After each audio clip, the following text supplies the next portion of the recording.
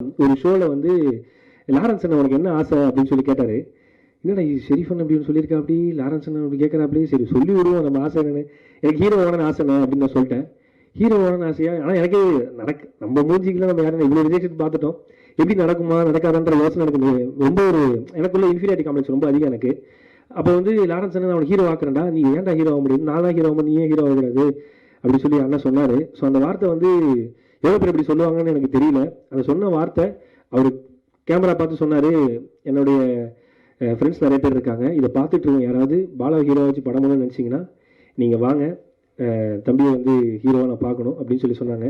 But சொன்னதோட ஒரு விஷயம் சொன்னார், ஹீரோவாகனா ஒரு முக்கியமான விஷயங்கள்லாம் இருக்குடா, நீ வந்து டிரான்ஸ்ஃபார்ம் ஆகணும், நிறைய இதாகணும். அப்போ ஒரு விஷயம் சொன்னார், நான் ஏன் நீ ஹீரோவானு சொன்ன ஓகே பண்ணது, ஓகேன்னு சொன்ன தெரியுமா, உனக்கு அதெல்லாம் தாண்டி அவர் ஒன்று சொன்னார், நீ நல்லா இருந்தனா உன்ன மாதிரி ஒரு 35-40 குடும்பம் நல்லா இருக்கும்னு சொல்லிட்டு அந்த மேடையில் சொன்னார்.